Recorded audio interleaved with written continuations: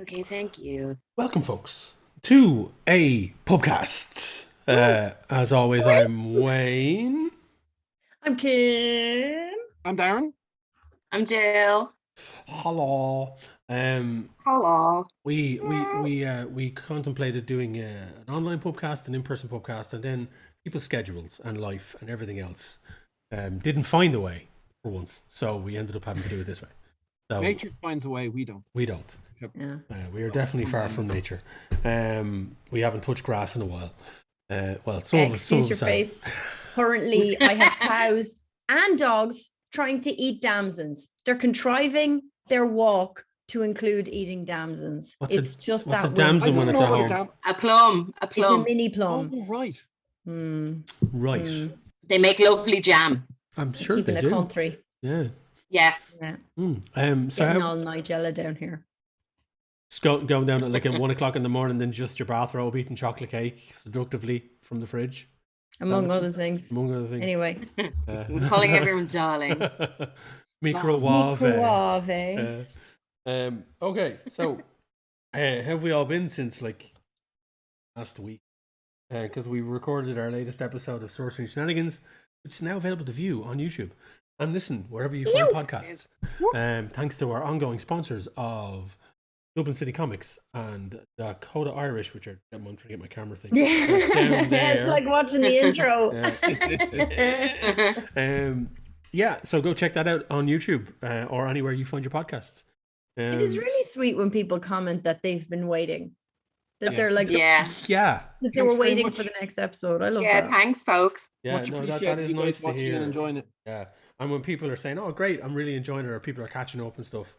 There's a person who comments, and I think they follow us on Twitter, Pubcasters, who are in the middle of starting their masters, and they're listening to us while they study, which is really cool. Oh, nice. Awesome. Fair Best play. of luck with the Masters. Yeah. Yeah. So yeah, like we've been busy with different things, but we've also tried to catch up on all of our nerdy stuff in any free time that any of us have. I know. Yeah, I wasn't getting any dessert till I eat all of that dinner, and all of that dinner is everything. We actually never talked about it. It might be the time to do it when we never did. We talk about Love and Thunder on the regular podcast. I don't think we did because we were waiting. Like we didn't. I think you were going the next day. So I still haven't seen it, but it's coming to Disney Plus tomorrow. Yeah, so that would be Disney remedied like in the next day or two. I mean, I'm not expecting my world to be, blown away. I'm expecting Kind of crack like. Yeah, I'm expecting a bit of fun, a bit of escapism, and stuff like that. Taika Waititi. I will, as a slight chimpanzee riding on a Segway for that one, just for 2 seconds. No, that one's done. I've been doing this thing and for myself, and part of it there's meditation, listening things, and there's meditation stuff for kids. And Taika Waititi does the meditation readings for kids. With Titi. Take away titties does the meditation for kids, and I was Daddy put down tonight for Amelia, and she was a bit bored of the usual stuff, so I said, let's try this. Out like a light. Oh, wow. Absolutely fantastic. Yeah, I'd be out like a light too, except what differently, what nudge. Shut up, Kim. No, stop it. She's like Fran listening to Peter Serafinowicz. The weather report. Fran, have you come, Fran? Have you come, Fran? Fran. Oh, thanks. I just hit my foot on the fridge. Anyway, yeah, a bit like that. Yeah. Sorry for taking your beautiful, tender parenting moment and doing that. I remember I went to see Backstreet Boys when they were in Dublin, and Nick came out front and was like, "It's so great to be here in Ireland. My daughter loves selkies and stories about selkies," and he's like sharing this beautiful moment about how he connects with Ireland and his daughter, and a woman in the front just pulls her entire shirt up, and you're like, so not the time for that, but appreciate it, but not the time. Not the time. Not the time. Yeah. I went to on everything. I went to see Wrath of Khan in the cinema on Saturday. Do you know what? I hadn't seen that movie in fucking years, and when it comes to Star Trek, I've probably said before, I was a next gen kid first, and then DS9, because DS9 is just amazing.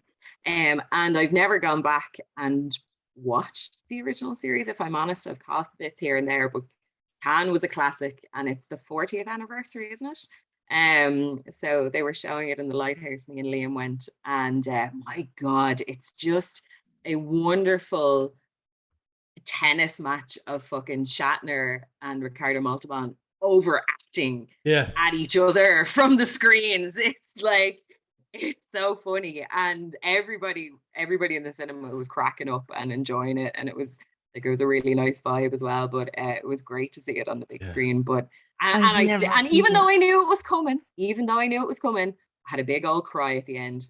Yeah, you know. I got it. So just 1 second there, Jill. Just in the middle of you talking about that, Kim did something that I'm just like, and I'm not one for doing this type of thing. But Kim, did you just say that you've never seen Wrath of Khan? Do you think if we were in person, if I was sitting beside you, I'd be admitting that? No, look, if you know people we know. Yeah, I mean, look, it is what it is. I still know people that haven't seen Star Wars, and in this day and age, it's probably for the best. But it's like, I wouldn't worry too much about it. But if it's currently right now, the 4K restoration, which is probably the one that Kim saw or Jill saw, it's like, it was the 4K restoration because all of them have had the 4K treatment. Do yourself a favor. Go back. What you need to do is, and this is just as a Trek fan that adds flavor to everything. Yeah. Go back and watch the episodes that Han debuts in. Episode 22 of season 1. I didn't watch it, but I did Google it and went, I couldn't be fucked. Wow. Yeah, I watched it afterwards. So I'd never seen it. The episode is called Space Seed, and it is the introduction of Khan Noonien Singh. And then you watch that, and then watch Wrath of Khan. It gives a bit of flavor and a bit of backstory. And is it Ricardo Montalban in the TV show too? Yeah. Yep. Yeah. Not showing as That's much the beauty of it. Not showing as much chest. But still. Thanks, Darren. Thanks for managing my expectations there. Because apparently he did that all with Apparently he did that all with push-ups. Yeah. That's all him. That's all him. That's all him. That's all him. Wow. But like, there have been rumors over the years. Oh, maybe it's prosthetics. No. Back then they didn't use that shit for that type of stuff. They just did it, like, you know. It was the 80s. No, Yeah. they didn't. It was the I love. They didn't have to. God, it was a great time. The 70s and 80s was an absolute wondrous time for a dad bod. I love dad bod. I love just a tiny, just the bit of pudge that shows that they enjoy their life and that they are alive and they're in the world. I get real humans. When I see Hugh Jackman with his shirt off in movies, all I see is how much water he hasn't drank in the last 24 hours. That's it. That's it. Like, where's the fun in that? Huge jacked man. Yeah. Anyway, yeah, that's fabulous, Jill. I've made the mistake before of going to the cinema to see a movie for the first time when it's one of those joyful screenings for mega fans, and it's not the time to see it for the first time. It can ruin it. Yeah, I've seen that. There's fun and gluten, which it should be for them, not for.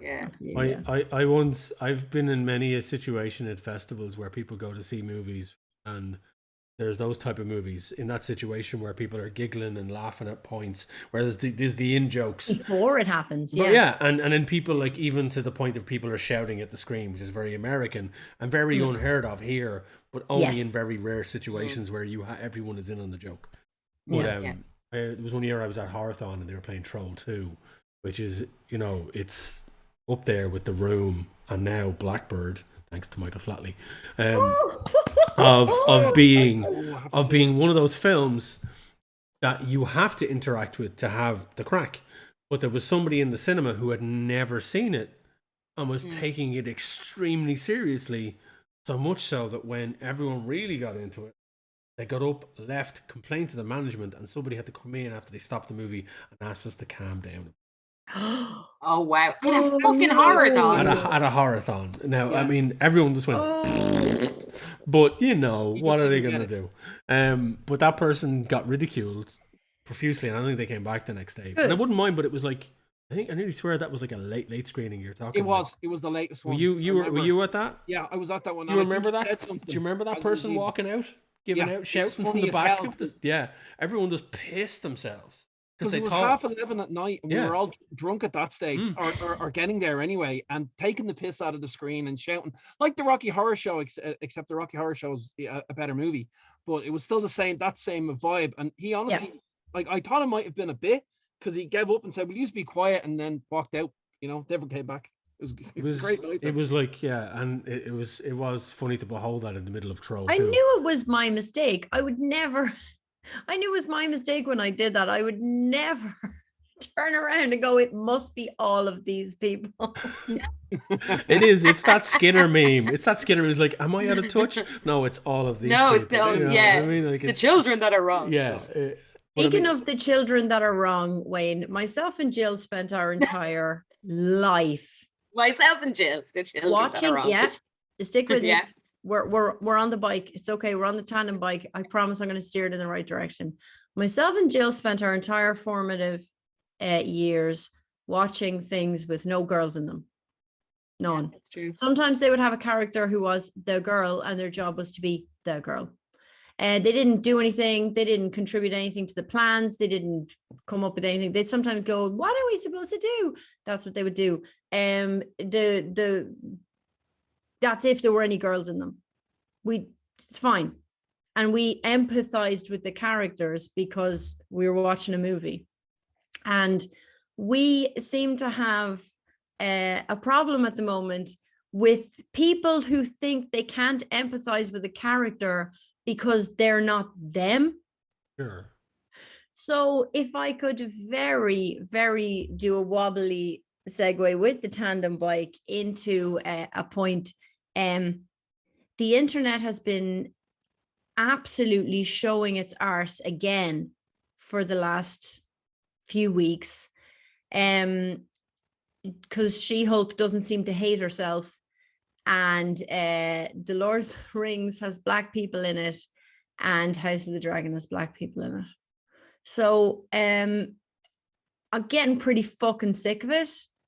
It's endless, it feels like. But I think more I'm seeing more of my friends who are white males going, "So shut the entire fuck up." Oh, and throw Hellraiser in there too. More fits being thrown there. Oh my God.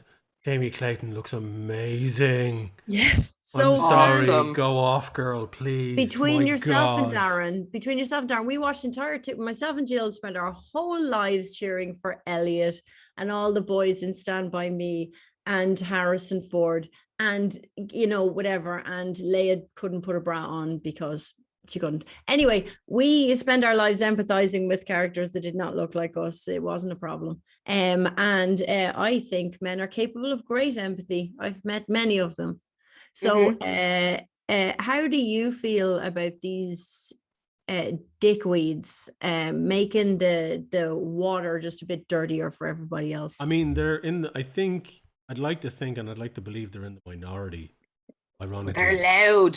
They're just loud. The problem is that type of discourse always gets the biggest soapbox because it draws people in to it, and people are monotonizing it heavily as well.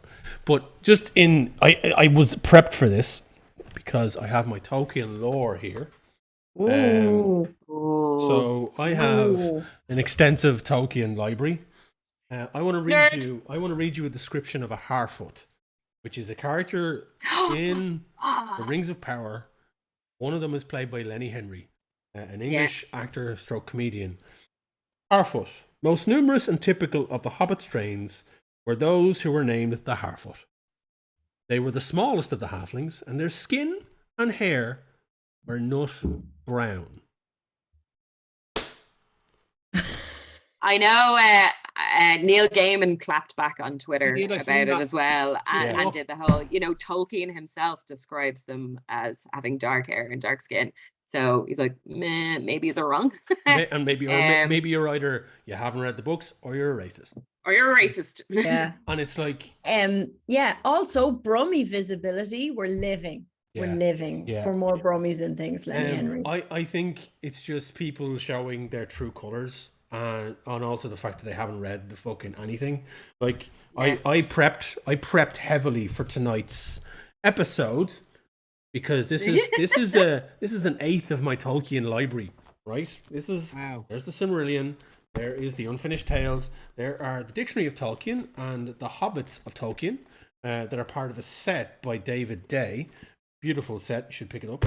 But like, it's, you know, there's a distinct lack of awareness when people complain about this type of thing, not expecting to be clapped back by people who know the lore more, who know the lore and who look like them and are also maybe fat nerds. Yeah, like I'm a cisgender white guy. I'm this most stereotypical looking cisgender nerd who's bald, glasses, and a beard.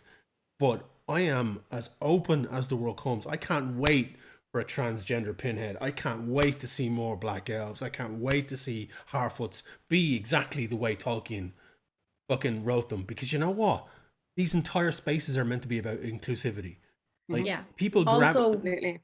had Tolkien seen a black person in his life? Probably not. Does it need to continue like that? No. Tolkien did, and also, and I don't have the paragraph referenced here, but also Tolkien wrote a description of elves that basically said they choose the gender they wish. They choose the look they wish. They choose the color of the skin they wish.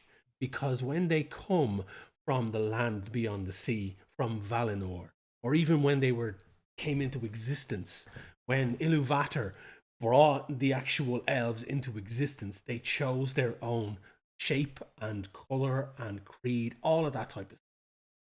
It was open to interpretation. Tolkien himself rewrote the story over and over and over and over and over again. The whole point that there's a book called Unfinished Tales that's filled with notes is because he couldn't make up his mind exactly what things were in that world.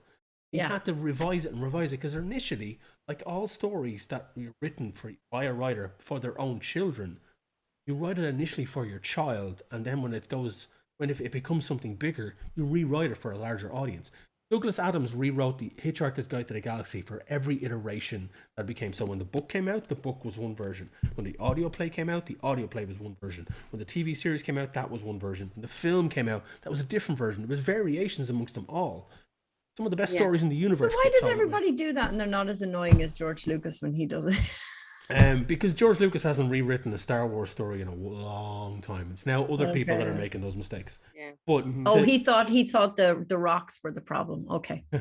But to come back to your question and my own point on it, I just think these are insecure people with their own prejudices and lack of awareness that they're basically projecting onto the nearest piece of zeitgeist they can grab onto in order to bolster their own belief in their small-mindedness. The other thing is, I wish they were more insecure. I keep hearing how you can't say anything nowadays. I'm like, why did you think you could say that? You know, are you not, you can't say anything these days without getting accused of being a racist. I'm like, well, how come you're saying that? Stop saying that. Start not being able to say anything. That'd be great. If you genuinely couldn't say that, that would be fabulous. So like, I don't know. I think maybe they think more people agree with them. But the problem is they keep being rewarded by people agreeing with them. But they're failing upwards.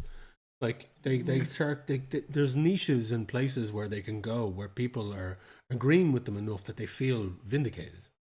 I'm sure. But I'm still mad that Tyrion Lannister was such a ride because he's supposed to be utterly repulsive so that we could really feel for Sansa. You know. Yeah. He was supposed to be so disgusting. He was supposed to have pus coming out of his face at all times. And he was a flat out ride. And he didn't bother with the hair dye after season 1. And everyone just let that slide. I'm like, excuse me. Yeah. Anyway. So that's the thing. That's the double standard, you see. So if a male character in that regard is given a glow up in their certain media representations. Yeah. It doesn't fall the same way as a female character would. There's a level of expectancy in certain ways that the female character has to be sexy and so. or has to fill a certain fantasy for the viewership. The problem is, I think it's just a very small view of what the viewership is. We're all watching this stuff now, horse, and it's good to see. It's good to see their creators being braver. It's good to see Ewan McGregor sticking up for his actors when Star Wars has failed a lot of their diverse hires in the past. So that at least that's progress. I mean, somebody stands up once, at least it's something. So what did you think of the Rings of Power, people who've watched it? Didn't understand why people were giving out about it. It was brilliant. It's like again, we live in a world where people like, again, as we're saying, people like to give out about stuff. Whoever's the most loudest and like gets all the attention, and it's just like you gotta hear all these people like saying all their hate, and that's why I'm not on the internet that often, because it just annoys me when something great comes out. There's always one fucker that says something he shouldn't, thinks he can say it, puts down an actor, and it's just like, will you fuck off? Excuse my language, but that's why I rarely have these discussions. I get so angry with them, because where do they get off thinking that they can say that and hurt someone's feelings? Yeah, they changed the narrative. Even now, look at what I'm talking about instead of how lavish the show is. Well, I think lately we've got a lot of really, really good shows. Like you mentioned, She-Hulk. She-Hulk's brilliant, and I'm really enjoying it. I'm loving loving there's the comedy relief in it as well, and I just don't understand the hate. It's so fun. If people repeat something enough times, they believe it, and that's what those assholes that we're hearing coming out, they're just saying their hate over and over, and they're believing it, and until they come online, and then we just say, will you just shut up and go back to your cave, please? Darren, there's a lot of people that just cannot watch women having a nice time. No, I never understand. I think I'm lucky when I watch a show. I kind of miss what it's kind of talking about. Like I'll sit there and I'll watch it and I'll enjoy it, and I was like, that's brilliant. And then someone will tell me, oh, that's all about the war, or that's all about, and I'm like, huh? Oh, okay. I just enjoy things for Like, I enjoy She-Hulk. So you should, She-Hulk, but that's why when I come out, like the only complaint I have is that there's some episodes are 20 minutes long. That's the only thing, and I'm like, that's not an episode. And then so when I come out, like after watching it and I'm all happy, and I stupidly go on the internet and I see people giving out, I'm like, oh Jesus, why do I? But it's successful? Will it'll get more? It's getting review bombed heavily, which is we know, which is a thing now. But they're trying to fix that. They're coming up with ways to stop it from happening, and hopefully they succeed, because I'm curious to see where it goes. Again, I know we're going to talk about whatchamacallit, Love and Thunder another time, but one of my favorite Thor comics is I was about to say She-Thor is female Thor. That entire story, it's not only for when she's Thor, but what's happening to her when she's not Thor, and that's why I personally really enjoyed the movie, and can't wait when everyone's watched it to have a good natter on it. But that got review bombed as well, and I was like, why are you doing that when loads of people liked it? Like, just again, it did silly numbers though. It did really well. It made its money as far as more. Like loads of people are giving out that if they want Thor to go back to being serious again, that it doesn't. Oh, do you remember how tedious that first one was? Oh, do you remember how tedious that second one was? When you've got something that's a god, it's the only way to go. I think personally is to have humor, because it's a god. It really he's pretty much unstoppable if you think about it. So you need that humor in there to kind of Also, it's Marvel. But I don't. Certain people are giving out about it. I think just don't understand that. Like, I thoroughly enjoyed Rings of Power because I'm, as we've already established in the first 10 minutes of the episode, I'm a Tolkien nerd, and the beautiful thing about Rings of Power is that it kept me wondering in parts what was happening next, even though I know the story, because they have given certain characters bigger parts because they've compressed the story. So just to give you an example, I know you haven't seen it, so I'm not going to ruin it. This is the Silmarillion, right? This is the book that they're taking the Rings of Power story from. Mm-hmm. This is the amount of the Silmarillion that's actually covered power. This bit right here. Oh. Right? See this bit at the start hour episode. See that bit at the start there? Yeah. That's covered in 10 minutes in the first episode. That bit there. Oh shit! What This is it? bit here, that's the actual show. So what Okay. they've done in all Tolkien stuff, what they've done in everything, in every single Tolkien adaptation that has been made into a movie, they've taken this, and then they've taken this, and they put the two of them together.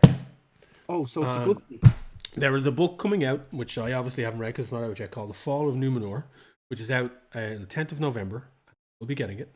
It's from Tolkien's writings. It's edited. It's not edited by Christopher because Christopher's no longer with us, but that's his son. New editor, but it's basically about a large chunk of the story we're about to see in the show. The changes they made are intelligent, smart, and drive the narrative on. And that is what good writing is all about. They have an army of Tolkien lore masters, mistresses on the show, helping them with getting everything right. I tweeted a screenshot from, there's a Twitter page called the Perfect Tolkien Shot, or One Perfect Tolkien Shot. One of those sites that share a single still. And they shared a single still, I think everyone's seen it in the trailer, where it's Galadriel standing over it's literally in the first 2 minutes. It's the intro part of the show. But it's her standing over her brother's body from right. Just that one shot, if you know the lore, the stuff that's just in that one shot, alluding to what took place to get to that point, it's all there. Like, it's actually all there in one shot. If you know what happened, how that character died, really, in the story, you can see it just by looking at that one shot. That's the level of detail they've gone into in this show, and the level of love that is up on the screen. Yes, they've made changes. That's lovely. They've had to, because they're compressing thousands and thousands of years of story into an 8-episode season. So you have to give yourself that maneuverability in your head as a viewer. So the problem is, there are people that have large audiences that have gotten on soapboxes on social media to decry this show because it's a popular thing to do. I think the legacy of this show is going to be something that is going to be revered. If you make a beautiful thing, it doesn't matter if nobody sees it initially. It never stops being beautiful. Yeah. People who put way too much effort into something, I say that as someone who's still playing Beatles Rock Band. Way too much effort went into way too much. And I'd say they agonized over some of them choices, and it shows. And I'm just keeping it current. Lads, look. We're clearing out the... I've got one of them. If it's a frisbee, right? Press it and it makes noise. We're clearing out the office, and it's dead. You're finding history. Is it a tech graveyard? Oh, holy shit! It's so bad, but they all spark joy. There's honest to God, Kim, there's retro guys online that will buy that shit for money. Mm-hmm. Big retro technology. Retro technology is a big money maker. There's people that want that tech. Yeah, there's people buying old CRT televisions online for $2,000. Why? You know what I mean? Shit, there's one behind me. There you go. So, because old games consoles, retro game consoles look better on CRT TVs. And therefore, big retro nerds, if I had the space for one, I'd have one. But all these big retro gaming nerds are buying that shit because their Mega Drive and their Super Nintendo looks better on CRT TV than it does on their 4K television. So we might be getting Ukrainians. We might be getting some Ukrainians because they're a lot of them are in college dorms at the moment. They're going to say they're giving away in the Middle Island Lidl or something. No. But we're clearing out this room, but we have we're like, if we set up a TV room for them, like in the playroom, and use that TV, is that insulting? Put a Mega Drive there or something, will be awesome. Well, that's what I said. We can make a retro gaming station. Sonic 1-2 on Sonic and Knuckles. They'd probably thank you for it. Like, it's better than a kick in the bollocks, you know what I mean? That's gas. CRTVs. I can't believe it. Like, there's these old Sony monitors that they used to use in TV production. Like, these small little monitors are about, say, if they're bigger than 12 inches, they're a fucking, they're 14 inches. Yeah. Right. You're talking but these are gorgeous little things, and they have brilliant inputs in the back. So they've got like all of the inputs. They've got VGA, RGB, SCART, the works, Fluffy, the works, and those type of things go for silly money. Like if you look, I follow a rake of retro gamers on Instagram, and it's just them trying to find these monitors. And there's a couple of them that have them, and they just play fucking everything on them. And they've even got adapters to put their PlayStation 4s into it. So they just because they love them so much, you know what I mean? So, like, yeah, like get the model of your TV. I guarantee, get the model of your TV, go onto eBay and look it up and see how much they're going for. It was Brazzy's first big ticket purchase from his first job. Do you remember that TV I used to have, Kim, when we lived in Clonmorris? I had the one with the big ass on it, like, you know, full on booty on this TV. And a big hoop on it. Massive hoop. Beautiful TV. It was a Philips television. Gorgeous TV. It was probably, it's wherever it is, it's probably making somebody very happy because it's still working. Those things go on till doomsday. Whereas TVs nowadays last 4 years and then. But yeah, no, do look it up. But yeah, look, fuck all them assholes speaking ill of female-led TV shows, and also the majority of them seem to be fantasy-led TV shows as well, because you have Witcher, Lord of the Rings, and Game of Thrones, House of Dragon, which are predominantly female-led. I know you have Geralt, who has been Henry Cavilled, but you also have Yennefer and Ciri. In those two shows, and they're fantastic. Oh, but Yennefer isn't hot enough. And also Yennefer's a bit too brown. Also, why doesn't Yennefer look like this all the time? Also, Ray is Mary Sue, and Galadriel is Mary Sue. I saw during the week. Mary Sue was a term created by female writers. That was, but it's Go ahead, Jill. But it's taken on a different meaning to how it was originally.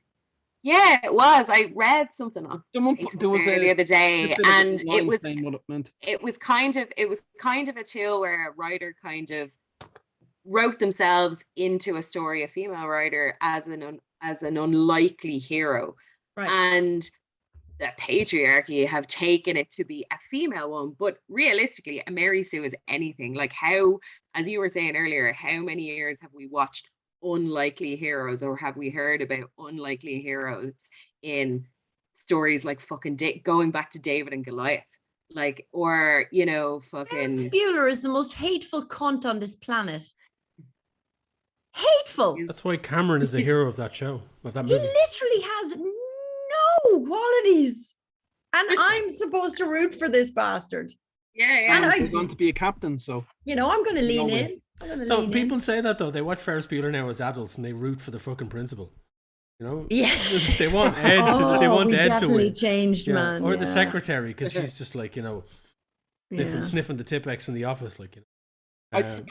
Before we move on from Lord of the Rings, just something, when I didn't know Lenny Henry was going to be in it, but I remember him from my childhood as a great comedian. Yeah. So you know, he used to do these skits of, like, you know, trailers and stuff. So I was very worried that when he would appear, because I did, like, I'm loving the first two episodes. It's like Wayne said, it's something that when it's all done, you're going to go back for it for many different reasons to rewatch. Like, as someone that doesn't know the lore like Wayne, I've got so many questions that I can't wait to find out in the show. I know I if I asked Wayne, he'd probably know them all, but I'm like, it's so good to kind of be sitting there going like, I can't wait to find out this. But again, when Lenny Henry did show, I had forgotten, like, the fact that I might be taken out of it, because the character he was playing was so cool, you know. Is he good in it? Great actor. Yeah, they were all brilliant. I can't wait. There's not a dud amongst anyone in there. No, they're all fantastic. And I can't say anything until he's all watch it, but I can't wait to have more of a talk when we've all seen it. Look, Bezos's money is up on the screen. Like, everything is up there. Like, the money is on the screen. Visually stunning. Keep it here. Stop sending it to space, you twat. Yeah, like, you know, send us all to Middle Earth. We'll probably prefer that than space. Yeah. But it's fucking gorgeous. I want the art book of that show. It's just stunning. When the dwarves turn up, I literally punched the air. Like, it is, like, people gave Jackson shit for his design of dwarves because of how they look. Why? Can you explain that to the uninitiated? Because essentially every single time my wife watches, she's like, oh, the dwarves. Because they're good looking. They're handsome. Like, in The Hobbit they are, yeah. Yeah, that's what I mean. In The Hobbit they was stupid. Hey, look. Stupid they fucked up with that. Some women get moist for Gimli. What can I say?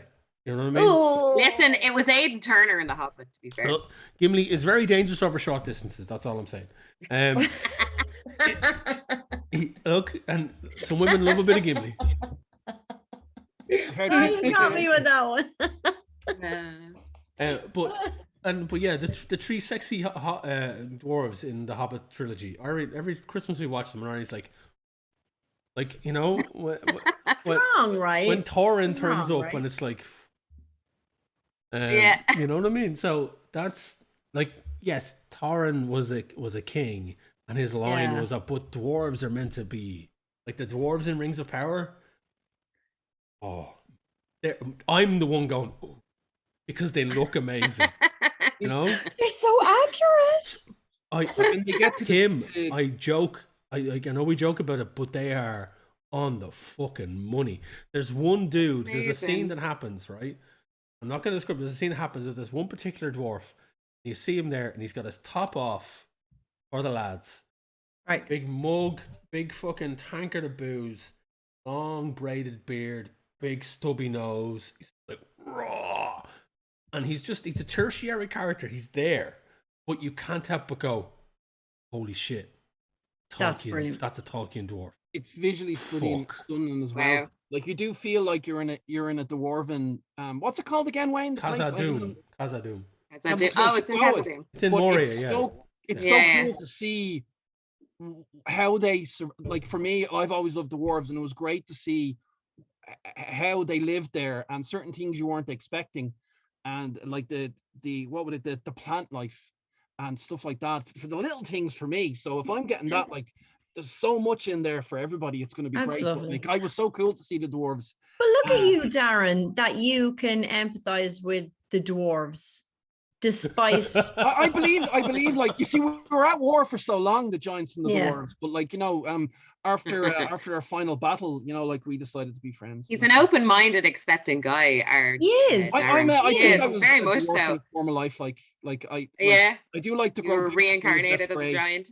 And I love to have a bunch of axes around the house, but apparently they're like a health and safety issue. So no, I don't have them. Just but, don't keep them shut. like, as I said, that was my when well, without spoiling, but when they get there and they start going, I felt like a tourist. I wanted to kind of go, what's that? Yeah. What's that over there? It's stunning. Can I have some of that? Stunning. I'm looking forward to it now, based on your reactions, because Wayne, your reaction, I was watching you talking about the dwarves, and you're like, that looks like what I must be like talking about Sandman to people. If anybody wants to, that's going to be our next cue, Jill. If anyone wants to just put some money in the Kim hypocrisy jar, this is me now at this point saying I'm not giving Bezos any more fucking money. I'm not. And do you remember how long I lasted with the boys? What was it, 3 weeks? So we'll see. I'll buy it. I will buy it and watch it on physical. Kim, I'll just give you my login for fuck's sake. Jesus, you don't spend any money. Same. Yeah. Right. Fuck Bezos. I mean, I'd happily take money from his fucking coffers. Yeah, remember when he was You won't just miss a it. man with the bookshop? Anyway, I did rely on him to get Saoirse Clerigan's book though, so he was the only one. Yeah, same. Yeah, I got it from. Shout out for Wax and Wayne. Yeah, I got it from Book Depository, which it turns out is an Amazon company. So Yeah, is Amazon the fuckers? That's how they get us, Wayne. People that won't use I know. Amazon. Yeah. So, Jill, did we talk about Sandman the last time? I still have one more episode to watch. Sorry. I don't think so. Because I've watched it twice at this stage. I watched the whole thing twice. Because It's so surprising. I'm going to have a surprise drink. I think the last time, I don't think Darren and Wayne had started it. Wayne, have you watched any of it? I've watched the first 2 episodes, but I've read the comic. I've listened to the audio. We know. Yeah, we've all read it, right? We've all read it, right? So I'm okay. I'm okay. Like, I mean, we can talk about it. Like, we might hang on because I'm going to watch it, but I haven't yet. Oh, okay. I never even read yeah, because it'll just be Jill. Well, we should be talking to the listeners. Well, that's important. Yeah. Well, what I can say is, without any spoilers, and I suppose if anybody who's seen me on Facebook, I put on the first episode the Friday before Comic-Con, because I was like, I'll allow myself one before we get into the madness of Comic-Con. Right. With Rogue, and like the first 2 minutes of the opening episode, it's a raven's eye view swooping in across the landscape of the dreaming. And it's so fucking beautiful. I teared up. Like I had a moment of, because I've read the comics. I've obviously same as Wayne, listen to the audio play, all that kind of stuff. But there's something about seeing something that you love so much realized in its full properly CGI glory and capability. Because they have the technology to be able to do it now. I don't know, had they made Sandman 10 years ago, how many times was he able approached? to do it justice? How many times like it was famously in development hell for over a decade. And he has said in interviews, certainly in the last year, in the run up to the release of Sandman, he's talked about how, he had said multiple times, he had said no to feature-length films. The only way to be able to do it was to do it in a series like this. Yeah. And even then, the first series is only the first 3 graphs worth of comics. How many graphs? 10. I'm just kind of calculating how many more seasons we should get. I'd say they're probably going to get. They'll probably get 2 more seasons. I'd say I'm going to call it now and say 2 more seasons. People need to keep on watching it. Apparently, that's how Netflix will give it another season. They're evil like that. They bring something really, really cool out, and then they go, "Oh no, we're going to cancel it." Now, Kim or Jill, did you count Overture in that as well? No, sorry. So there's Overture as well. Then there's some of the expanded books about death and delirium. But no, in the main series, I wasn't. Yeah, so like the main series, the original run. I'd say I'm going to call it and say 3 seasons. And see where it goes with that. But and I was delighted they released the bonus episode, because it was originally 10 and done, and then the bonus, and it makes sense how they did it, because the 2 stories in the bonus episode happened the same time as the main story when Morpheus gets out of imprisonment. But they are asides, so they were like short little runs happened, or in some cases there are other stories where it's a flashback. But Dream of Cats is one of my favorites. I like the title. It's one of my favorite stories. There's a couple of stories within Sandman that just I'm dying to see. One of them will be in season 2, because it's the Will Shakespeare story. Dream of Cats, it's such a cute little story. I'm delighted they animated it, and the fucking voice cast for that as well. Top tier. Bananas. Yeah. Like for that episode, it's only, you could watch it completely on its own. It's only 15 minutes, less than 20, and like it's what's his face, Michael Sheen and his missus. It's David Tennant and his missus. I thought you were going to say Michael Sheen and his missus David Tennant. Well, yeah. His other missus. And then like Joe Lycett and Neil Gaiman is one of the voices. Sandra Oh, James McAvoy, the voice of James McAvoy as well. Yeah, like it's just, I was like, oh, I wonder who that is. That sounds familiar, and it's just a host of names. Yeah. And the same with the Calliope story. Delighted they gave that as well. It makes sense that they did it separately. And it was a nice little bonus when I thought I was going to have to wait forever for the next series, but I'll watch it a few more times to sate my appetite. But it's I advise everybody to check it out. It's stunning. The performances in it are wonderful. Gwendolyn Christie, I hurt you so bad. I think you'll really enjoy it, Kim. Are you going to watch it on your own, or are you going to watch it with the bros? What do you think? Because it's a scheduling issue if it's with him. So this is what you do. When me and bros were at Matt's stag this weekend, do it then. Do it then. Because we'll be gone all Saturday. So what do you think of them being invited to Matt's stag and not me? I think I'm after getting mad girly in that. I was shocked by it myself. I asked Jack, which is sorry for the listeners. So there's a friend of myself and Kim's who we lived with many moons ago, and I went to school with, is getting married. Is he just a friend of mine, or would he be my ride or die? Yeah. Is this Matt Hollingsworth? Matt Hollingsworth, yeah. Not the colorist, but you know. Friends. I'm Not not the colorist. Yeah. Yeah, not the color. Not the colorist. Yeah. I like him Now, too. he was at my hen. Yeah, he was, and that's why I asked. So I asked his best man, "Is Kim coming?" And he was like, "No, Braz is." Like, oh, and I was surprised. And it's a very manly event. We're going axe throwing, and then we're going to a brewery. Yeah. Axe throwing's cool, like manly men. Flags, like I like that you're doing the throwing metal before you imbibe the alcohol. It's actually a rule of the place. If we had booze in us, they wouldn't let us in. So they wouldn't let you. No. Okay, fair enough. I think to be honest, makes sense. Kim, that happened to me years ago. There was a friend of mine getting married, and I had been friends with him. Yeah. But my boyfriend at the time went to his. Now he knew him not as well as me, but yeah, my boyfriend at the time was invited to the stags, and I was like, "It's who you know in this stags. world."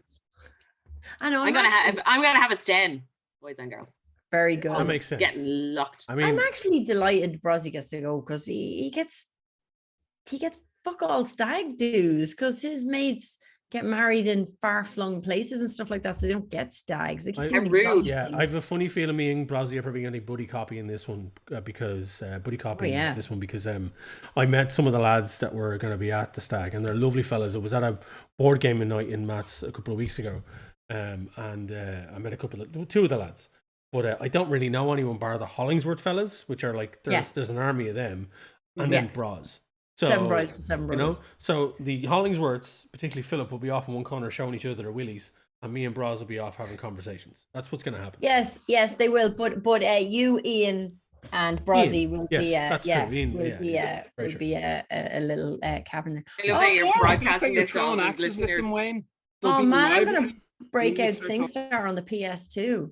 You're gonna watch Sandman. You're going to watch Sandman. I'm gonna watch Sandman. Sandman, do it. Get a bottle of vino, some popcorn, maybe some cheese. Lads, I know this is not in the spirit of the podcast, but Ireland recently introduced minimum price unit alcohol thing. Yeah, is working on me. I'm drinking less because it's too dear. Oh dear. Anyway, on that note, I'm going to get a drink. Be back in a second. Have to go back to sniffing glue, Kim. I will say, so you both have seen the first episode anyway, but the scene, there's a shot where Charles Dance's young fella comes in to check on Morpheus, Alex, and he's in the sphere, and he's sitting with his arms like that, and it's lit from above, and it is exactly a panel from the comic. And I had there have been so many times during that show where I've just been like, squeeing a lot. Oh no, they nailed it. From what I've seen, of it so far, I mean, no better actor to embody that character that was Charles Dance. Even though in the comic and the description of the audiobook, he's like a large, meaty, bald man. It was the same thing with Game of Thrones. I will never forget. Game of Thrones obviously soured, but probably one of the best character intros in any story across the universe is Charles Dance's intro in Game of Thrones. Yes. And Charles Dance, as soon as I saw Charles Dance playing that character, I was like, quality. I mean, he does menacing so well. He just has that presence. And when I saw he was playing, I was the same as you. Like, he's not quite what I visualized that character to be, but I couldn't now picture anybody else playing him. You'll enjoy The Sound of Her Wings, because that's a fucking great episode, and it's a great sequence from the comic as well. It's wonderful. That's gorgeous. I've always wanted to see Charles Dance play I was going to say the Doctor there for a second, the Master. I'd love to see him. Yeah, I think did he play the Master in the Red Nose Day charity one that Rowan Atkinson was in?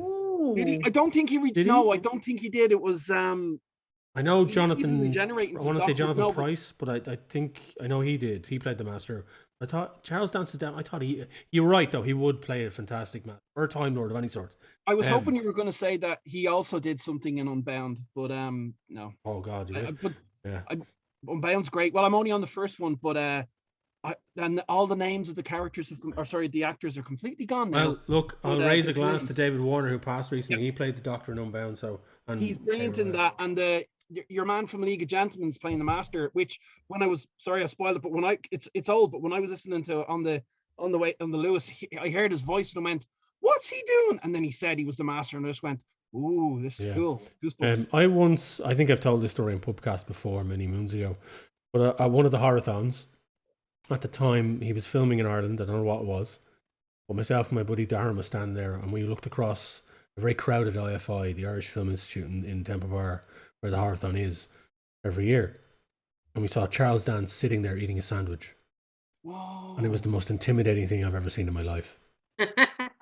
That sandwich got ate. And Darren was like, go over and say hello to him. I fucking will not. Fuck no. I fucking will not. Not while he's eating. I swear to God, No, he not sat while there. he's eating. He sat there with the sandwich and it was just like, Oh, those eyes. And the funny thing is, when he introduced himself, I was like, oh, Charlie Dance. I'm like, yeah. the fuck yeah. You're not Charlie at all. But no, honest to God, the introduction, Such a nice man. the introduction of his Lannister character in Game of Thrones to this day is one of the best introductions of a character. Him skinning that deer and pointing that so knife. good. It was just, I think, An absolute masterclass. full on, like he just full on. Yeah, I fully believed that deer was getting skinned and he was going to eat the shit out of it afterwards. Him and Dame Diana Rigg are a cure for ageism in that show. When Jack Gleason was behind me in Vicar Street at a Stuart Lee show, and I'm like, I really want to say something to him on the way out. Like, I want to just congratulate him because he's fucking killing it. He's the most, after Michael Scott in The Office, he's the most hateful character that's ever been in a TV show. And I wanted to like compliment him, but I wanted to leave him the fuck alone. So I wanted to like do it quickly, like fucking just quickly and get out of his face. And so as I was leaving, I went,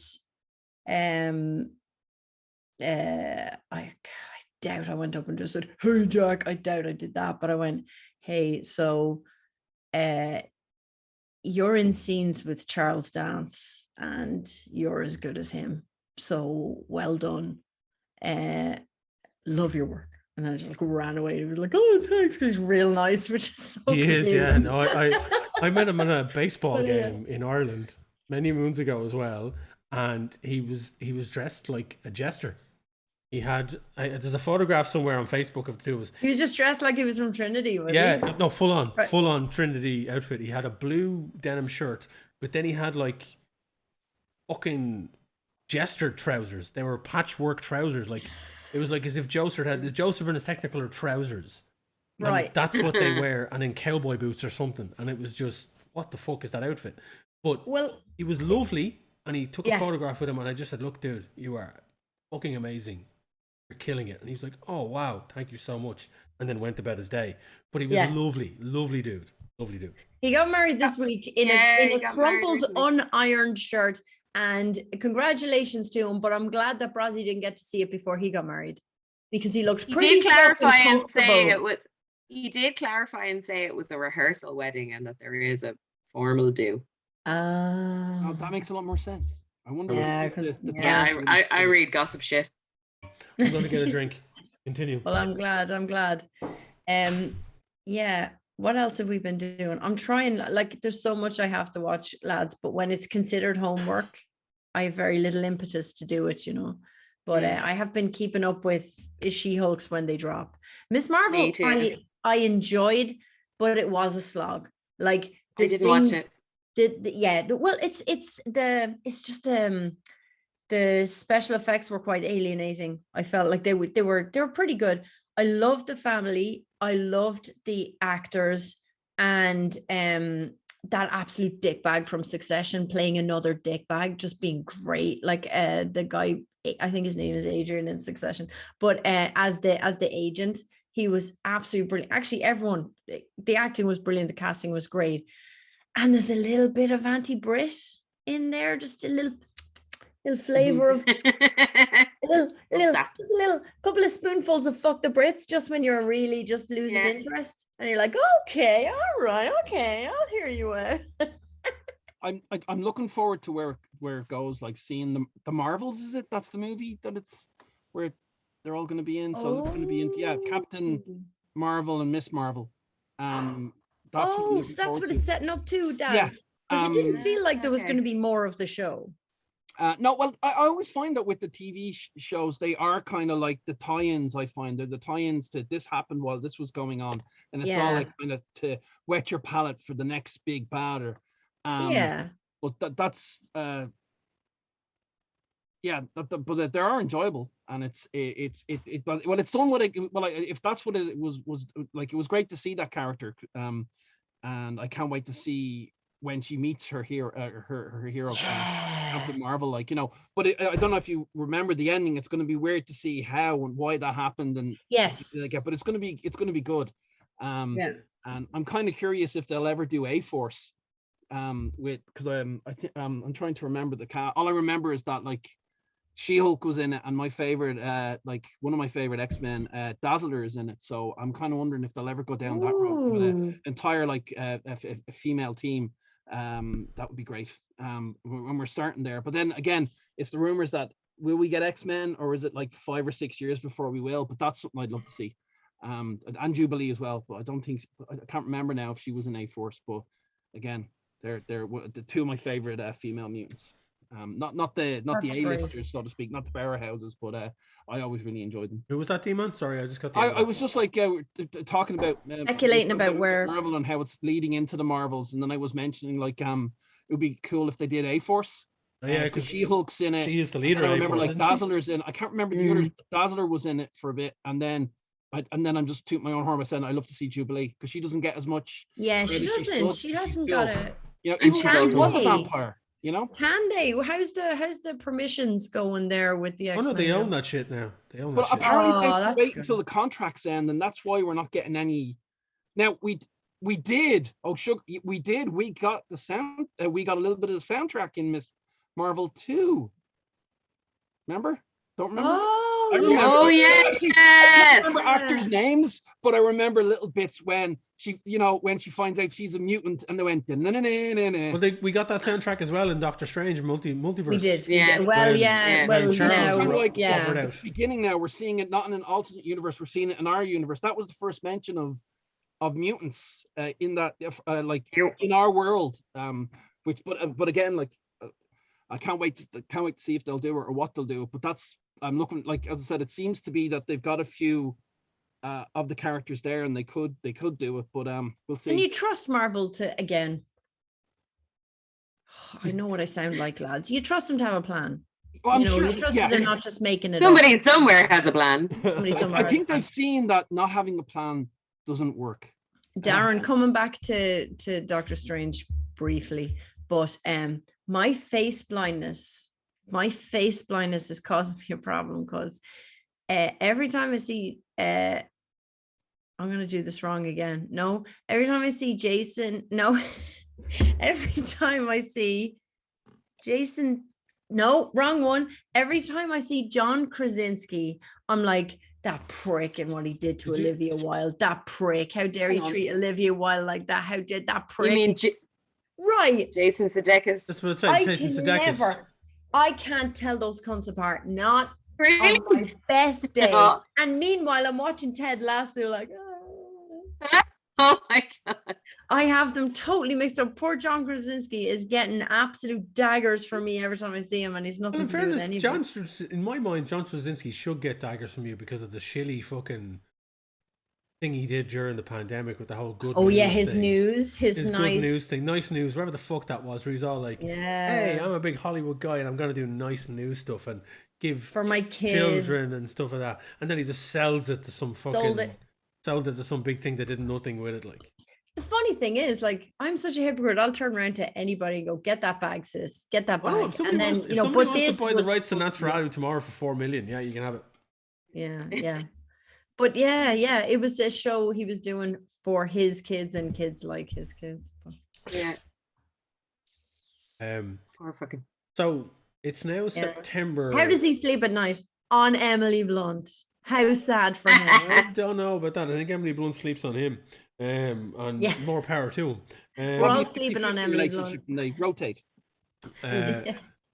So it's now Wednesday, the 7th of September, and Yes. I don't know about the rest of you, but I am in full spooky mode. Oh, yeah. Well, the people you're This is talking Halloween. This is Halloween. Halloween. Like and thankfully the weather agrees with me. So in Ireland here, it's like it is starting to feel. It's very, still too warm though. It's still Still too too warm. It's Still warm. Fierce quite- warm still still. quite warm. Now Helen. now it's wet and warm. This is why I'm not wearing pants right now. No, I am wearing pants right now. All right, RuPaul, stand up.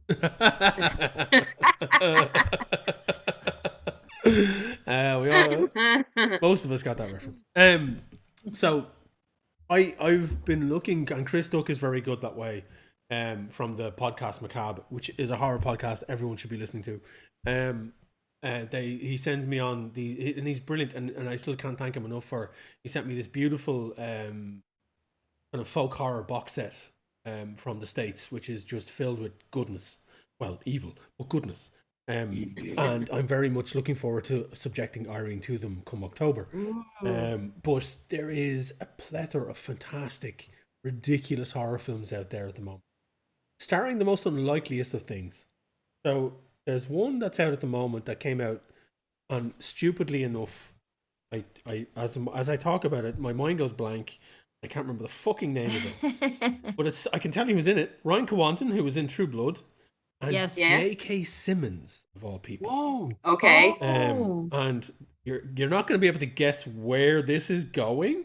Okay. He wants pictures of Spider-Man. Ryan Kwanten plays a guy the film is called Glorious. Ryan Kwanten plays a guy who has just been jilted by his girlfriend, and he's basically packed up his shit and he's on the road in the middle of America. Pulls off this shitty little rest stop, goes into the Jacks, which is like in Trainspotting, the worst Jacks in Scotland. For anyone that's not in Ireland, Jacks means toilet. So, and he goes into a cubicle and there's a glory hole. On the other side of that glory hole is an eldritch god voiced by J.K. Simmons. Okay. How drunk were they when they came up with that plot? And it's like, That's what they should sound like. yeah. And the thing about it is that horror cinema of late has been flourishing independently of everything else that's been going on in Hollywood because of streaming platforms like Shudder. Yeah. Which, if you haven't signed up to Shudder and you're a horror fan, fucking do it, because they've got a plethora of classic shit on there, documentaries that are phenomenal, and new films every fucking week. There's these new movies, Shudder exclusives that are coming out, and if you're a horror fan, it's a fucking gold mine. Now, there's some garbage on there, like everything, but there's some great stuff on. Yeah. And horror, the thing about horror is, even the bad horror is good. Kim, you talked about earlier on where stuff doesn't get attributed with greatness until much later on when people realize how good it is. And whenever somebody says that to me, I can't help but think of Halloween 3 Season of the Witch. Right. Because which gets reevaluated every year. If you take that film and you take away Halloween 3 from the front of it and just call it Season of the Witch, it's a classic. It's a platinum fucking movie that everyone loves. Oh, Kim or Jill, dear Lord, please have a favor. And just this Halloween, it's ridiculous. It's brilliant. Is your Shudder login? It's you can just. I'll give you the DVD of it. I think it's on. Yeah. Do I have a DVD player? Yeah, but you have a PlayStation. You can play it on that.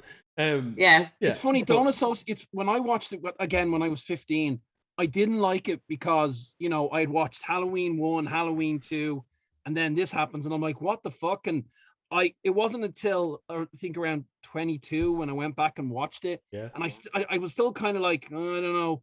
And then someone said, watch it again, but don't associate it with Halloween. And I went, okay. And now I do watch it at Halloween. But I don't associate it with Michael Myers. I was going to say Mike Myers. Because baby. In the actual film, it's Halloween is a movie in that movie. Mm-hmm. So at that point, the studio are like, we're going to make a franchise out of this, but it's going to be like anthology. So it's going to be the first two are Michael Myers, and every film after this is going to be a different horror story. But the beautiful thing about Halloween 3 is that it's got Irish folklore in it. Mm-hmm. And it's got an Irish actor called Dana Hurley. But anyway, I digress. I'm very much looking forward to the spooky season this year. I've got a list as long as my arm. the view, and I think we really need to do a proper. And this is just me. If you guys don't want to do it, that's fine. I'm not saying we have to, but I think we need to do a proper modern day Halloween special for Pubcast this year. I think it would be Utterly awesome. agree. Sign me up. Yeah, Hard I'm in. agree. So, And also, if you could do us a list so we can like watch them. well, I mean, it's I mean, look, I think what we all need to do is make our own lists of what we consider to be horror. And I'm giving us enough lead time now. It's the 7th of September. So we've enough lead time now that, I mean, and again, go listen to the podcast Macabre because, or Macabre. Sorry, I've migrated from wine to whiskey now. So, you know, my pronunciation may be a bit off. But go listen to them because they're doing a fantastic thing at the moment where they're celebrating the work of Stephen King. And again, I want to, speaking of Stephen King and association, and we talked about Stranger Things earlier on, Peter Straub, the writer, passed away. Peter Straub. Who is the writer, co-writer of The Talisman. Who the Duffer Brothers, are actually in the middle of working on an adaptation of. And Stranger Things owes a huge thing to the writings of Stephen King and Peter Straub. So it's good to see him finally get the dues that he deserves, because unfortunately on The Talisman, Stephen King's name obviously is always first on the credit. But Straub is a writer in his own right. There's his own library of books and bibliography they should check out. Yeah, so I mean, I think given that Stranger Things was such a huge success this year for everyone, horror is at the forefront of a lot of people's minds, but more now, thankfully, as an escapism. And right now is one of the best times to be a horror fan because so many films are getting made, and they've gone back to the days of cheap, independent horror films where a lot of the quality is, because you're not worried about the big star in it, even though J.K. Simmons voices a glory hole eldritch god in Glorious. You'll still have people out there doing the Lord's work, like Toni Collette and like big actors. Did we talk about Toni Collette recently? Did we mention Toni Collette recently? Talking about I'm always thinking about her. Does that count? Yeah, me too. I love her. I don't know who I talked about. Toni. I know Irene. Actually, Irene only told me the other night. She was watching Muriel's wedding when I was in down the road in Mooney's Gaff playing board games, but she was watching Muriel's wedding. I nearly swear it was you, Kim. Maybe I'm misremembering this or I dreamt it, but Toni Collette is an unsung heroine of horror. The amount of horror films she's been in, that she has done Oscar-worthy performances. Hereditary. If you haven't seen Hereditary, fucking watch that movie. Obviously, The Sixth Sense. But also, if Toni Collette is your mother in a horror film, you're fucked. Yeah. Like if she's your mom in a horror film, you're dead. She did a great short-lived series called United States of Tara about a woman who had multiple personality disorder, and she was phenomenal in it. She can do anything. She's so versatile. Yeah. No, she is. She's one of these actresses that just works. She's like a journey woman of horror, of thriller. But like when she's in a horror movie, you're guaranteed at least a good performance out of her. Yeah. So yeah. I can't believe I forgot Night Owl's name there. Patrick, what's his name? The guy who plays Night Owl. He's in all these Insidious movies. He's in the Conjuring movies. I always get them mixed up because because it's not Patrick Wilson. What is his name? Yes, it is Patrick Wilson. Yeah, I keep accidentally nearly saying Patrick Dempsey. He's not one of the Wilsons though. No, he's not. He's not. No Dennis, no. Did you see that? Did you see that meme where it's like Luke Wilson always looks like you just told him that The Last Stand is your favorite X-Men movie? Or no, the other one was I saw, what was it? There's another one. Something like Luke Wilson. Luke Wilson always looks like you just told him Alkaline Trio is your favorite punk band. What? Alkaline Trio is your favorite punk band. Was your favorite punk band? Or something along those lines. I can't remember. I could be doing Alkaline Trio with Dirty on that one. I can't remember the actual band. So, you know the high fidelity effect, you know when you go into a store full of people who know their shit and you're really embarrassed and you don't want to do anything wrong. So I remember when that really good Miss Marvel Kamala Khan series started. Do you remember how long ago that was, Darren? Was that like 5 years ago or something? Time passes very quick. There was a really good Kamala Khan run.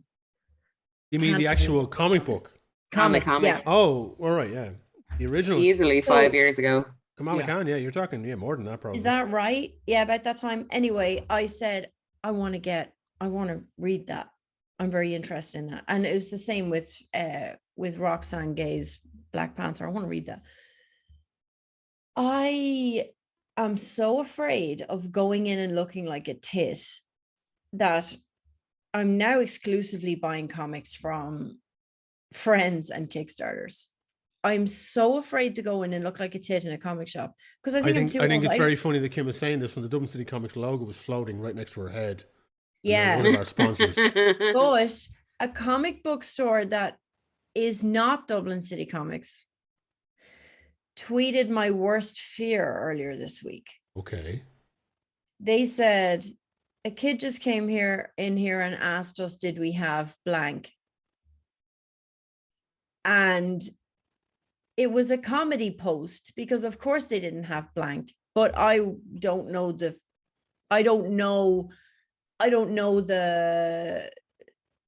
significance of blank because I don't go that deep on comics. So I'm an appreciator. I'm not a connoisseur. And they went, some kid just came in here looking for this. Gotta love that optimism, And I'm like, I feel like if I walked into a comic book shop and said, hey, can I get this run of a thing? There's a girl and I think it sounds really good. And they just go, there was 9 of those and they're in Korea. So no, like this, I'm afraid of getting high fidelity. So I think, I'd fucking, not so much, if it was a comedy tweet that somebody put that out, I think it's shitty. But to people who know comics, it's probably really fucking funny. It's probably like a kid came in here looking for Action Comics #1. Do you know what I mean? Like it's probably that, but I didn't get the reference because I don't know funny. That much. I don't care what the comic is. That's gatekeeping, as far as I'm concerned. Like so, it just confirmed. It confirmed, like, and I'm too old to look dumb in shops. Yeah, I mean, I get that, but I mean, I'm very lucky, I guess, or anyone that goes into. No, I'm not just saying Dublin City Comics. I've never experienced that in. No, then they'd help me. Sure, but I mean, I've been in other comic book stores around the globe, and they haven't been that dickish. And I think for the sake of a joke on Twitter, not that fucking funny. I think it's to say, oh, a kid came in here looking for whatever it may be. Yeah. Like, no, I don't think it was a little kid. I think it was like a teenager. But I wouldn't care if they said if a 45-year-old man came in here and said, "Have you got Action Comics 1?" Yeah. There's probably people out there that are kind of like wanting to get into comics and don't know anything, and they see that tweet and they go, "Yeah, we started the first one. Maybe I won't." Like, all I remember is when I tried to get back into comics again, and I knew nothing, and I went to one comic shop that I used to go to, and they were really kind of, it was like, yeah, do you have blah, like trying to break the ice to ask for things, and they were really assholey to me. But at least Dublin City Comics have always been open, always been nice. Any question I've ever had, they put up with it, And unfortunately, it's again, there's probably 1 or 2 small comic shops out there that are like that, but thankfully not. Like the majority of them are great. So and I wouldn't. I think there's a lot of people that don't know much about certain comics, and there's so many issue 1s that come out now that you're gonna get lost. You're not. Yeah. There's certain you're not gonna know, and that's what you would hope, that when you go in and go, "Hi, I seen this comic. I think it looks really cool. Do you have it?" That they'll give you an honest answer, not like, "No, that's Wolverine issue 1. That's Wolverine issue 2 with the Hulk on it." No, you would never get that. Right. Right. But that's what. But again, like majority of comic shops. I just don't want to feel like a 60-year-old going to see Best Exotic Marigold Hotel that hasn't been in the cinema for 18 years. Do you know what I mean? That's what I would. I think they're failing, given the current climate of how brick and mortar stores are closing left, right, and center. To have that kind of an attitude, if it was an attitude, I don't know the context of what they were tweeting, whether they were trying to be fucking funny or whatever. I think it was, and it wasn't bitchy. It was just like, oh, God bless. They thought they'd get this in a shop. Was it a case of that? It was like, oh, yeah. Well, bless them. Ish. I don't understand the need for that even to be out in the universe. I don't understand it. Like, why put that up there? Yeah. there'd be definitely someone reading it kind of going, well, I'm not going in to ask them about this. You know, Yeah, I don't want to. Me? Yeah, like But having I don't think yeah. it's. I say they're 1 in a million. I say the majority of comic shops, they'll be happy for your custom, happy to talk to you, and hopefully put you in the right direction. You know, I think if they're not doing that, they're not doing what they're meant to be. Yeah. They're just a glorified toy shop at that point. Comic book stores, if they're not promoting what they're trying to be as a welcoming place for people to come in and buy the products that they're selling. Yes, they are a business at the end of the day, but you want to be a welcoming business. It's marketing 101. You don't want to be a snide, know-it-all dickhead. And when there are so many runs for so many characters, you have got to help people. You just have to. The last 10 years. But I think the other thing is, I think we can all attest that I don't have very verified fears about things. I think I could also pull my knickers up a bit and then just go and ask the man. I don't like asking a man. Sure. Put on your big girl pants. Yeah. I mean, there's part of it, but there's also, I mean, I've worked in retail. I've never worked in a comic book store, actually. One job I've never had. Wow. Yeah, that's a free space on the bingo card. I've worked in retail though, and you try to help as best you can. And if somebody comes in, and again, like you said, Kim, if this tweet was all about like, bless them, they wouldn't have known. Or was there a bit of shade, or was there a bit of like that? Yeah. Yeah, was there a bit more shade to it, where they're like, stupid child, like that type of shit is not on, because in this day and age when people are complaining that the Marvel movies are making millions but they're not driving comic sales, to have somebody come in and go, well, do you have Amazing Spider-Man issue whatever, like, no, but we have this. And it's it's Miles Morales, or it's Ghost, or it's Silk, or whatever. Like, we have other things that you might be interested in. Like that's a more entertaining idea and a more heartwarming story than somebody going on Twitter going, look at the state of this kid. So I think that's when they've left, when they're well out of earshot. I mean, I think. Yeah, like I have worked in music stores where, and then even the bigger chains music stores where people come in looking for stuff and you're just like, Stadia. But you don't fucking tweet that shit, because that's gonna come back and bite you in the hole. So. By the way, when you're 19, you legally have to think everyone is a state. Yeah. It's the law. It's the law. Yeah. Them's the rules. No, I think in this day and age when it comes to stores like that are like, when we have in Dublin City alone, in the city, we have 3 comic book stores that are constantly vying for business. And in the current climate in the last couple of years, it's been tough, and the stores have migrated online as well. But I think you have to be as forthcoming with their need to facilitate the customers as best they can, within reason, obviously, because customers can be dicks too. Yeah, so totally. That's true. And don't be a dick. No. Yeah. Just be sound. Nice. Just be sound. I will say this, actually, speaking of comic book stores, and I know they're our sponsor, and we have to give them a shout out on this because they are a fantastic sponsor, and they've always backed us on our show. Dublin City Comics are having a fire sale at the moment. If you go onto their website, into the store, 50% off a lot of their merchandise and comic books and stuff there. So do go check them out. They're a fantastic bunch of people, and they deserve your support. And they are not a store that would tweet about your lack of knowledge of how rare a certain issue of a comic book is. I'll probably send you that tweet, and you'll go, oh, that's a thing that was done from Jack Kirby to Stanley on his birthday in 19. The thing about it is, though, I commemorate somebody. I'd say to somebody, fair fucks to you for knowing what that is, because I wouldn't. You know what I mean? Like, I wouldn't know. Yeah. So I mean, if a kid comes in looking for a specific thing, you're kind of going, fair fucks on your knowledge. Why not try this? Right. Yeah. We don't have that, but we have this. I'm going to put it in the chat. We have a reprint. Yeah. There's reprints. It might be out there, but it'd be a reprint. But the kid wouldn't know. He'd be happy for the alt cover. Yeah, definitely. So, is there any other business? Are we done for this evening, folks? I think that's we fairly ran the gamut there. I'm gonna watch Sandman on Saturday night. Watch Sandman, and Do- then by the do time that. I'll use next, their thrown axes at each other's heads. our next Pubcast rolls around, we will talk about Thor: Love and Thunder, which probably everyone in the world at that point would have seen it. We'll talk about Sandman because Jill will probably have watched the form. And hopefully we can wax lyrical about a couple of episodes of Rings of Power, past the fact that people need to get the fuck over themselves and actually read what they're giving out about. Because even higher uppity ups morons like Elon Musk are decrying this shit online, only to have Neil Gaiman slap them down once more. Neil Gaiman has become the totem.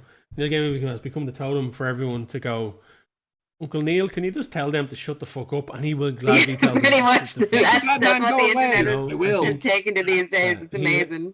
We need to protect him. He's the best of us, and Podcast. Oh, I have a show. I have a show recommendation. That's a comedy show, right? It's like it's. I think it's on Apple TV. I don't know anybody else that has Apple TV. Oh, do you? Deadly. It's called The After Party, and it's kind of like all my friends are in it. Yeah, all your friends are in it. Ben Schwartz is in it. Dave Franco's in it. Tiffany Haddish is in it, and there's loads of other faces that you know, but I can't remember their names. But it's kind of like a Cluedo whodunit, like Dave Franco. It's set at a high school reunion, 15-year reunion. Dave Franco plays the dude who got famous and got rich. He's a horrible person because Dave Franco plays Dave Franco so well. He's such a dick. Yeah. So he became a pop star, and then he invites a group of people back to his house for the after party, and a murder happens, and everybody has to get interviewed, and they have to. Yeah, so but it's very funny because Benny was on promoting it on Comedy Bang Bang ages ago, and I was so excited about it. But it's on Apple TV, so I'll probably get to it sometime. It's very good. One thing I'll tell people might not know: Rick and Morty are back, and I've watched the first episode and really enjoyed it. Loads of questions. But that was a big long wait, wasn't it, Darren? Huh?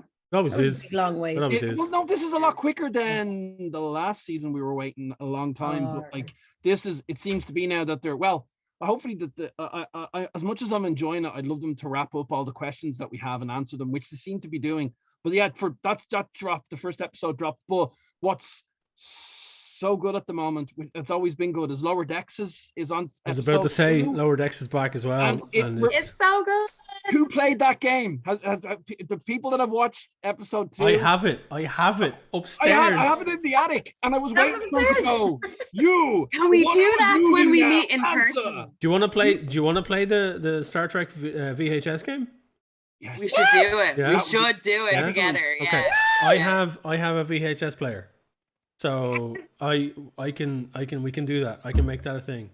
I think he called someone Sewell in the game. Sewell. That's all I remember. That'd be awesome. The one who was moving right now. And it's Gowron as well. So like it's. Oh wow! Oh, that's well. I won't spoil the episode, but it's really really cool, and love to the I was going to say Klingons, but Ferengi for their third party shit. That's just awesome.